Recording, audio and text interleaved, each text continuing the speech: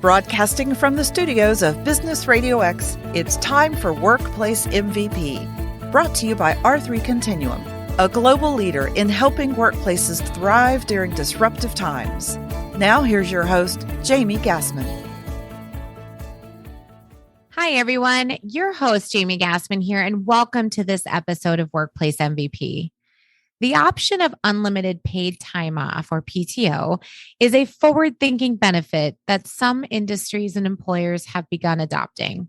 According to MetLife's 2019 U.S. Employee Benefit Trends study that interviewed 2,675 full-time employees, 72% expressed interest in receiving unlimited paid time off.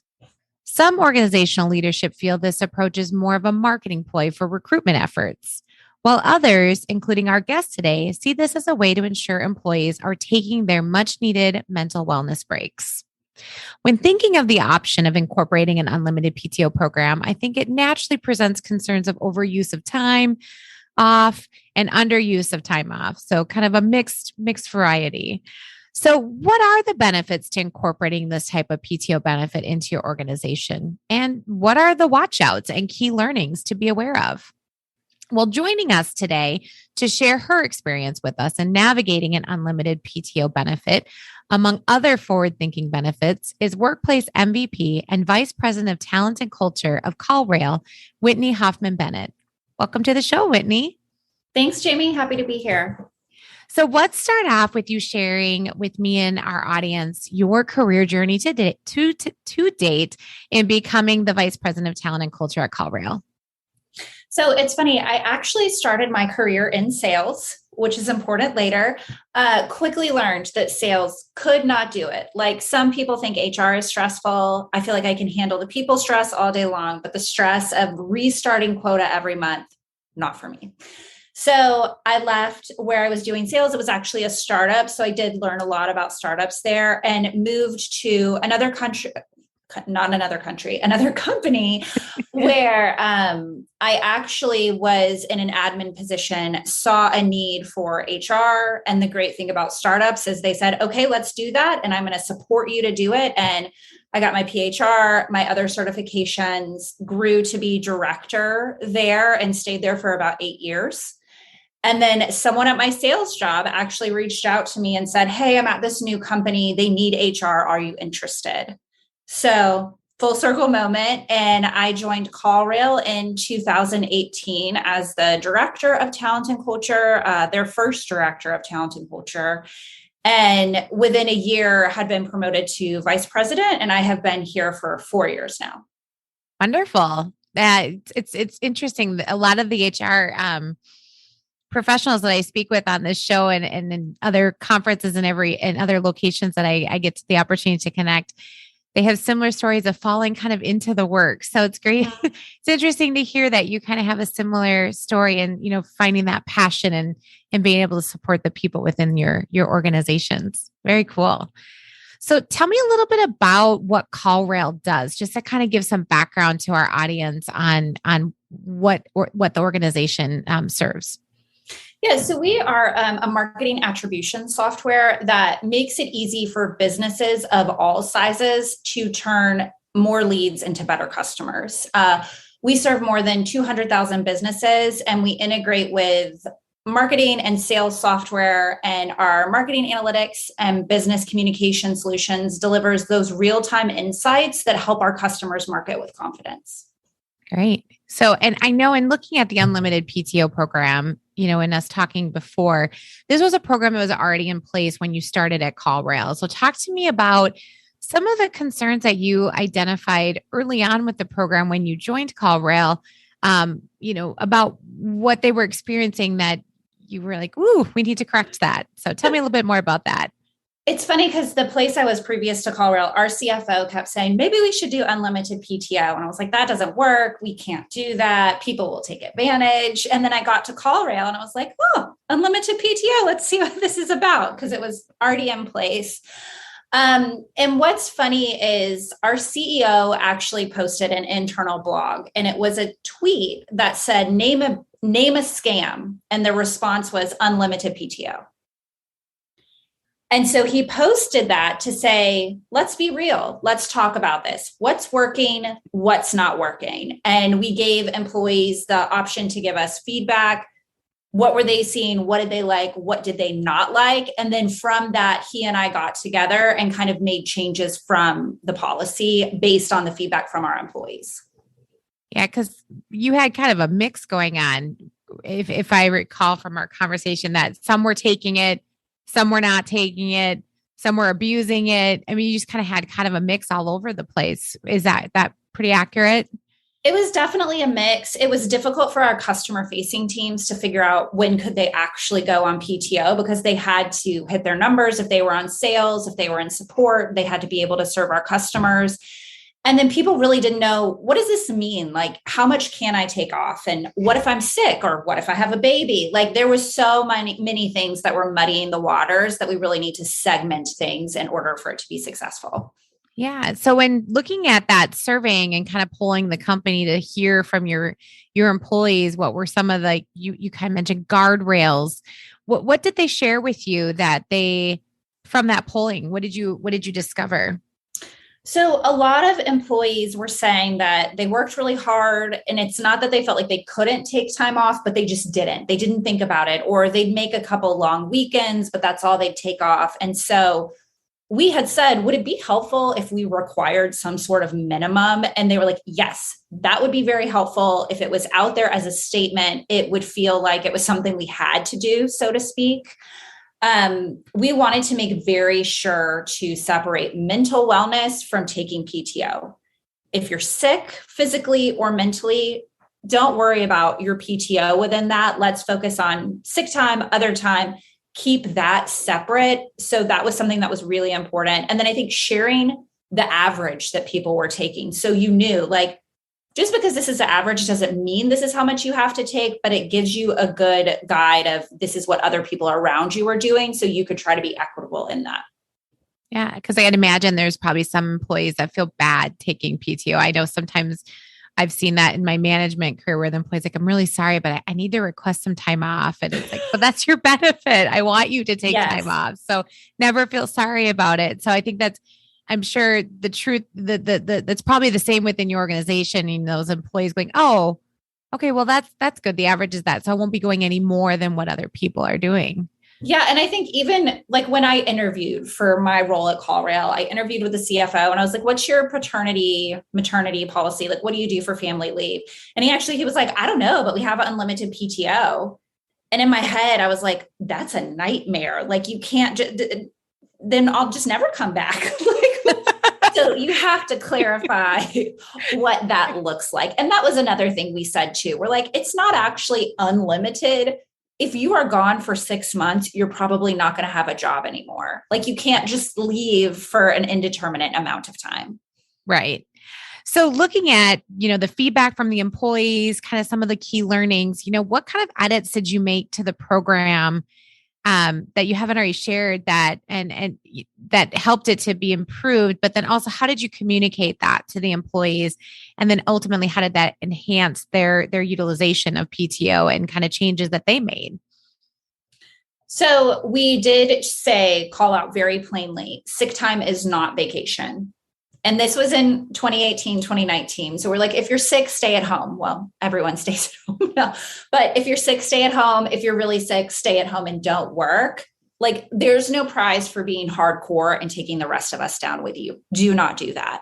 And we do call out in our employee handbook now, if you are sick, if you are grieving, if there are things going on, you can be gone for 2 consecutive weeks before we need to talk about other types of leave. And that's just for like one instance, 2 weeks. You can also, if you need a long weekend because you have a cold, that's separate from those 2 weeks. So calling that out, we did call that everyone should take at least 1 continuous week of vacation a year. Do this. You can't recharge in a long weekend. Take a full week off a year. Another thing we said that I think a lot of people don't think about when they are developing unlimited PTO is that 3-day weekends can be very low impact if you do your part. Don't disappear and leave your team hanging, but a well-executed 3-day weekend should never take a project off schedule. Nobody should work 10 to 12 hour days consistently. But if you want a free 3-day weekend or personal day, give it a shot for 4 days, go hard Monday through Thursday, and then go take your long weekend. And you can do that multiple times without it being super disruptive. Another thing was, don't expect people to check the calendar. We, before I came, did not have an HRIS. So along with this, I implemented an HRIS, and we told people, you got to start putting it in. Like, it's approved, but you got to put it in. I don't know. And honestly, with everything, what we say is, just be cool so we don't have to make a ton of rules and policy this to death. Like, everyone here is an adult. We hire you to be an adult. Get your work done, take your vacations, live your life. And then I think the final thing is just one of our culture statements is turn it off. And so we made it very clear. If you're on vacation, disconnect. Stop checking Slack, set an out of office, and don't check your email. If our world is truly on fire, someone will know how to get in touch with you. Mm-hmm. Beyond that, go have fun. Yeah, that is so important. I see a lot of people, I'm going to be on vacation. And the next thing you know, you get emails rolling in from them. Yes. And it's, you're on PTO, be on PTO. It's kind of one of my rules. I always let my staff know I'm accessible if you need me, but I'm not going to be actively checking. And I think that's important as a leader to model that so other people do it. My out of office typically says, I am practicing our culture value of turn it off. I'm spending uninterrupted time with my family. Reach out to these people. I will get back to you next week. Mm-hmm. Yeah. I think that's so important, especially now. I mean, I think, you kind of mentioned COVID where, people aren't coming into work sick. That was something I actually mentioned to a coworker. I'm like, well, gone are the days of coming in, hacking up a storm and thinking that you're going to get through your week like that. It's not happening anymore. We used to do that all the time. And it was just okay. Yeah. You're at work with a fever, just, making it work. Yeah. It doesn't happen anymore. Interesting. So, and looking at this, I mean, I love that, you've created kind of this environment where you're allowing them to be adults and be respectful with each other and mindful of each other. From a culture perspective, but how do you manage misuse of PTO or the challenge of balancing between the employees? Or do you not have concerns of that where they're respecting kind of that boundary, if you will? Talk to me about that. Yeah, I don't have a ton of concerns about it. I know I said it before and it sounded like I was joking, but we really do with most of our policies or things. It's like, can you just be cool? Just be cool. I will say we did call out, plan early and often. If you're going to be out for a week, please plan it a month or two in advance. If you're going to be out for 2 weeks or more, your team and manager should know this several months in advance. So it's more like letting people know. So it wasn't last minute. Oh, I forgot I'm going to be gone for 2 weeks. Be respectful. That's another one of our value statements is respect everyone. So in that vein, make sure people are prepared. I will say for our customer facing teams, we did have to do a little bit more for them. So there would be enough people to manage the incoming calls from our customers. But beyond that, if managers come to me and say, hey, it feels like this person's taking too much PTO, I remind them of what the average is that we've said that people take. And if it is beyond that, remind them, say, hey, the average is this. You're sitting a little bit more above this. Do you know what it's looking like for the rest of the year and your vacation? And just have a conversation with them about it. Mm-hmm. Just to make sure there isn't too much misuse that somebody isn't pulling their weight on a project or within an area. So looking at it from the sick time, I know you kind of mentioned, and I remember, I've worked in corporate America long enough where, there were the times of, here's how many sick days you have a year and here's how many PTO days you have. Now a lot of organizations have gone to combining that. Thinking of sick time, and how are you balancing that? Because I know you mentioned it's not part of PTO. Do you track it, or is it just something that leaders have to keep an eye on? How do you manage that different than the PTO part?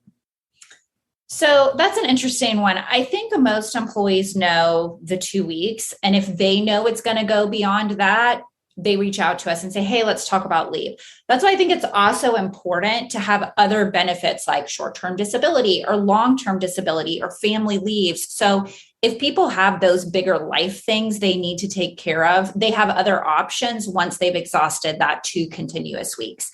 And 9 times out of 10, we can work with people and we're like, okay, like your 2 weeks is up, but realistically right now, what can you do? Is it part-time? Is it just 1 day a week? Is it maybe not on calls, but you're able to get other work done? And then we're able to figure out something. Mm-hmm.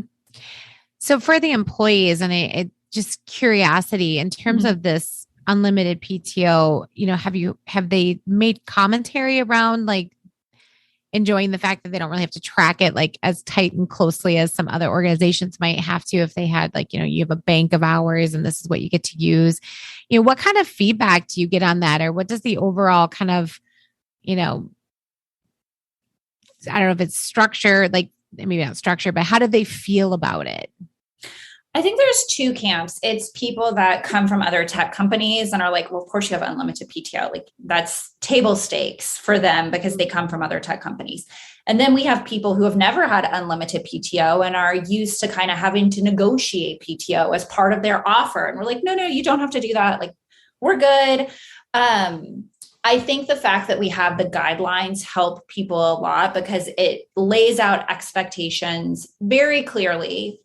Know when they can take it, when they can't take it. And then I think for the customer facing teams, we have given them the tools that they need for them to really take time off. And those are the teams that question it the most. Like customer support and sales are like, no, but really how much time off can I take? And we have levers in place so they can enjoy the same thing that everyone else can.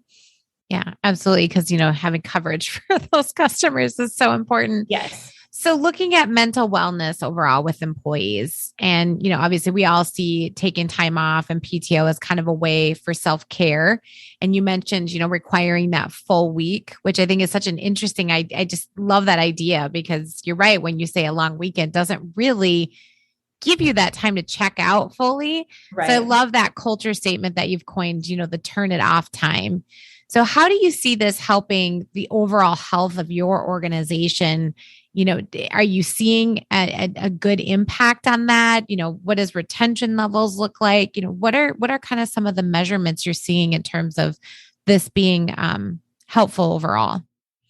I will say, as far as like the sick time and the mental wellness, we are a company that is very open and transparent about mental wellness, mental health, how important it is. It's Mental Health Awareness Month now, May is, and we have 4 weeks of different things every week, reminding people to take care of themselves. And we're focusing on it holistically. Last week was financial week or financial health. This week is burnout and how to deal with stress. Like there's different things so in addition to PTO, we're giving people the tools that they need internally. And I think a combination of all that really helps with engagement and also retention because all of that can be done in a hybrid environment. And so even if you're not in the office, you're still getting the benefits of everything that someone in the office is getting with the different programming.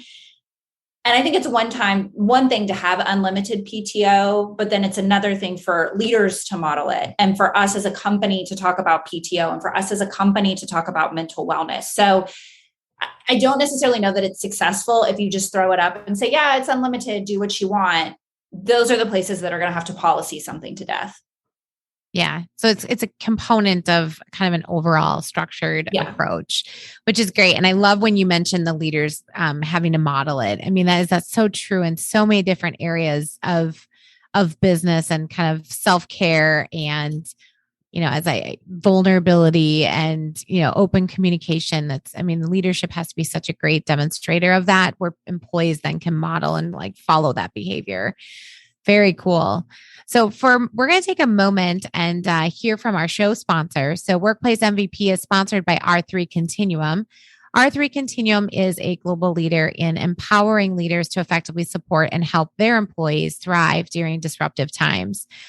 Through their tailored workplace behavioral health support, disruption response and recovery, and violence mitigation solutions, they can help you create a work environment where your employees can feel psychologically and physically safe. To learn more, visit r3c.com today.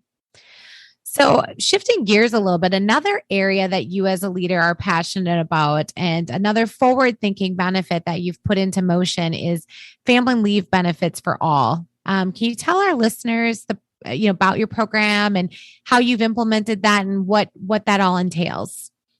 For sure. So this is something that personally to me means so much. I have 3 young children, and people getting time to bond with children, regardless of how they come into your family, is so important. And I remember when I worked at my previous job, I was at a meeting with people internally, people externally, and they were like, well, it's fine for women to have time off, but men don't need that. Men don't need that. And it was kind of hand wavy. They're fine. And I was like, I had a C-section. I couldn't function well. I couldn't pick up my baby on my own. I needed my husband there, and it was important for us. And so I am seeing that companies are starting to change. I think society is a little bit starting to realize that it's just not all on women. And something that's really important to CallRail is being an inclusive environment and making sure that our benefits mirror that. So we give you 12 weeks paid of family leave, regardless of how a child comes in. So if you adopt, if you foster, if you give birth, and this is for people that identify as men and women. So everyone gets it. And then we also let you have, you come back, you transition back. So for those first 4 weeks, you're paid full-time, but you work part-time. So you only work 3 days a week. You have 2 days where you're not working. So you can figure out what new normal looks like with this child in your life and you going back to work. And you can really ease in so you don't feel that pressure to immediately be a fully functioning human again. Yeah, that's so amazing. I have 2 children myself, and I still remember home on leave with the second one, and having both of them there, and my husband leaving to go to work and being like, oh my gosh, it's so overwhelming. It's impossible. I felt that way leaving the hospital. Are you? Yeah. I came in here with no children and you're just giving me a baby and saying, okay, bye. What? Yeah, I actually, just as a funny, because I'm all about transparency, I actually asked the nurse if I had to now change the diapers in the hospital because I was so exhausted. And she looked at me like I was crazy going, yes, you do. I was like, oh my God, but I'm so tired. But how do I feed this? And when do I sleep? And what do that no one tells you?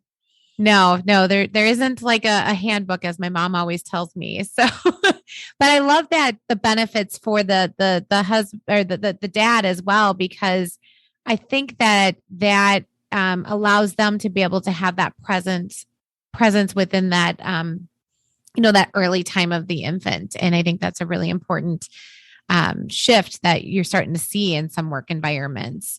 So looking at your program, I know you mentioned the easing back into work, looking back at it when coming back from work. I know I just came back full time, and just that transition, to your point, you're so tired still trying to navigate all of that. How does that help your employees as they transition back? What have you seen, by having this type of kind of an easing back in, kind of talk a little bit about some of the experience you've seen with that. Yeah, there was probably a month or 2 ago, I ran into a colleague who had just come back and she was on her transitional month, and she teared up and was like, it's just, I've done this before and not had the transition. And it's so impactful because I don't necessarily have to send my baby to daycare. I can figure out something else for those 3 days. So she has another full month at home, and I can feel like I'm doing something for myself because she is someone who really likes her job. So she's like, I can feel like I'm doing something for myself, but then I can still go home and spend those 2 more full days. And I think even for me personally, because I have had 1 baby here at CallRail, and the transition back, it was so overwhelming to come back in and try to catch up.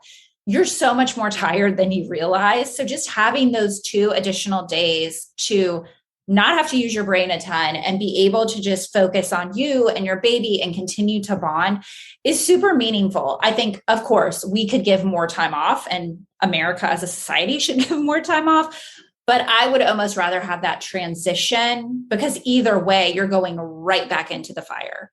Mm-hmm. Yep, absolutely.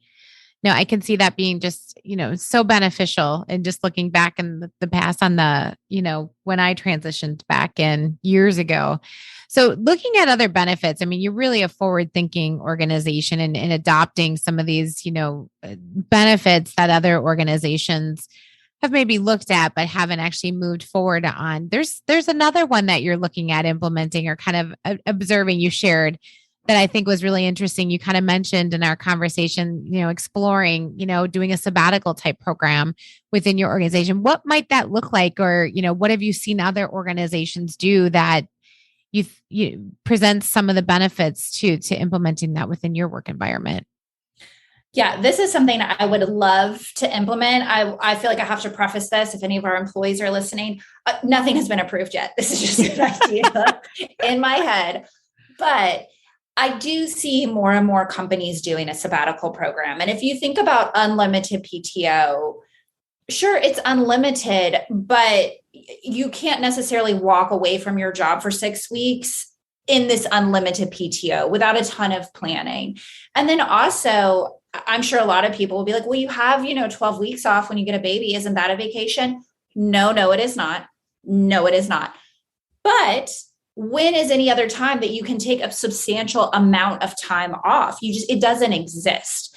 And so I think giving people 6 weeks off, giving them some kind of stipend to do something during that time, and then being able to really just turn it off. I would also love to marry this, and now I'm getting really big here, but if we could do some kind of program where before the person leaves on sabbatical, there's someone else shadowing them, and then they take over pieces of their job while they're gone, and then they can learn a new skill. They can see if they like it or don't like it. So marrying it with career growth, and then the other person gets to go away and their stuff is handled. Like, that is my ideal state. Yeah. Nothing has been approved. Gotta say that. No, it's kind of just, it's forward thinking and just kind of looking at possibilities. I mean, there's other, like educational industry is known for the sabbatical programs, right? And allowing, a teacher to go and learn or study abroad, a different trade or a different, something around the education that they're inspired by. And it allows somebody to kind of grow as an individual. And I imagine it could benefit the organization depending on what it is that they do. So, And I love that mirroring it with career growth opportunity, where somebody can step into the shoes of somebody else for a moment and kind of, expand their horizon. That's very interesting. And again, forward thinking, but very kind of visionary, right? Yes. I just think it was fun to talk about, because it just shows that, you've got the unlimited PTO, you've implemented this great family leave benefit for all, regardless of how the child came into their life. So it just shows that you're constantly thinking of ways that you can kind of expand that horizon of benefits for employees, which I think is wonderful. So looking at like a leader, so let's just say that there's a leader looking to incorporate an unlimited PTO program into their organization. What advice would you give to them for where they should start? How do they do that? What are some of your thoughts around where would you guide them to doing that? It's funny because I shared at the top, I was at a company before that wanted to do unlimited PTO, and I said no. And the reason I said no was because of the culture. I didn't think it would work. And not that the culture was bad. It just wasn't a culture that I think could sustain unlimited PTO. I don't think there was that foundation of trust with a lot of employees. So that's the most paramount, is what does the culture look like? And do you think your culture can handle this? You can still have a very generous PTO policy without making it unlimited, and everyone can be happy. So culture, I think, is the most important thing. And then thinking future state. Okay, maybe we're 50 employees now. When we're 200 employees, what are some of the roadblocks that might come up, and what are the guardrails we need to put in place now? Because it's much easier to build it as you intend to be instead of piecemealing it until you get there. Yeah, very, very good. I mean, it brought me to a question of like, is it a right fit for everyone? And you kind of answered that by saying you really have to look at the culture of the organization, and is it going to be a right fit? That's like kind of your first step. And then looking at like implementing the family leave program that you've put in place, how would you advise somebody looking to explore that? what should they do first? Yeah. And this is honestly something I could talk about all day long, because I think we should have much more leave than we do. For employers that are concerned, like, oh my God, I can't lose them for 12 weeks. What am I going to do? They are going to be more loyal to you and want to stay at your organization if you take care of them during that time in their life. So I think that's the first mental thing to get over, because people are like, oh my God, they can't leave. Well, what if they leave forever because you don't take care of them? So I think that's important. And then also making sure it is equitable. Not everybody's going to take it. And that's just a function of where we are, but it should be available for everyone. And I think that is really important, because a lot of companies talk about equity and diversity, but when you look through their policies, they're not equitable to the full organization. And so making sure that, again, it fits within your culture, it fits with what you're saying, and also really leave people alone when they're on leave. Don't bother them. Yeah. Don't call them to ask them a question about a project that they're going to be doing when they come back on. Nope. No, that's really interesting. Because, you bring up a good point. I've heard that in a couple of my other episodes, and one that we did talking about second chance hiring. And, sometimes, putting some of these initiatives in place, there might be that concern of, well, gosh, if they use the whole time, then what? But to your point of that loyalty is so important. I mean, people, not every employer offers this type of support. So you as an employer being kind of forward thinking and offering it and giving them that flexibility, they're not going to forget that. And you're right. They'll come back a lot more appreciative, especially during that trying time. For sure. Yeah. And I think it's important when you look at hiring as well. In general, I don't think we should be so judgmental on resume gaps, but if you get parents and there's a resume gap, maybe don't be so judgmental about, because let's think about what the policies were or what their options were when they had that baby. Mm-hmm. So I think it's just a big picture thing that people need to be more cognizant of. Yeah. I mean, you might see those resume gaps as people come back into the workplace after the COVID resignations we've seen, where they had no choice but to stay home to take care of the kiddos and help them with their schooling. So yeah, that's an interesting point, because I'm sure we'll start to see some of that transition in a few years where there really is a gap on their resume, but it comes back down to that. So interesting. Any other advice you would want to leave our listeners with as it relates to these programs, or things that they should be looking forward to, for that are, up and coming, kind of new approaches that, why they should explore them if they haven't already? I think if you're hesitant about any of these policies, it's more look internally and determine the why, and then maybe solve for that before you put the policies in place. But it is, it's 2022. We're coming out of hopefully a pandemic. The way we work is changing, and companies have to meet employees where they are, or they won't be able to retain people. So I think that's just really important. You hired adults, treat them like adults. Yeah, no, great advice. So great conversation. So if our listeners wanted to get a hold of you to get more information or ask questions or kind of learn from you a little bit more around how you've been able to manage these programs, how can they do that? I am on LinkedIn at Whitney Bennett, PHR. And so people can reach out there. Yeah. And I'm happy to talk about any of these things. Obviously I have a lot of opinions about them. Lots of passion, which is great. No, and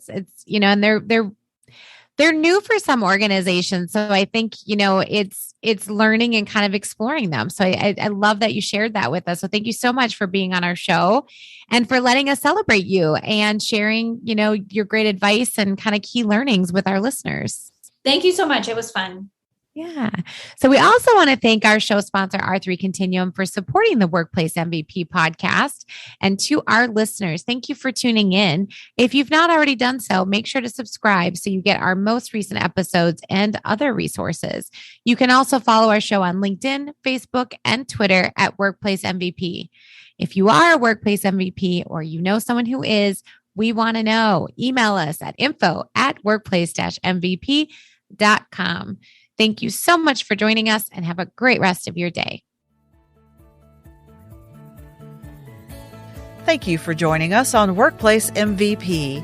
R3 Continuum is a proud sponsor of this show and is delighted to celebrate most valuable professionals who work diligently to secure safe workplaces where employees can thrive.